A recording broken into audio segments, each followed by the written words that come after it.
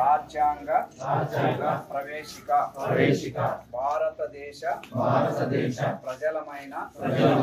మేము భారతదేశాన్ని సర్వసత్తాక సామ్యవాద లౌకిక ప్రజాస్వామ్య గణతంత్ర రాజ్యంగా నిర్మించుకోవడానికి ఆలోచన భావ ప్రకటన పౌరులందరికీ సాంఘిక ఆర్థిక రాజకీయ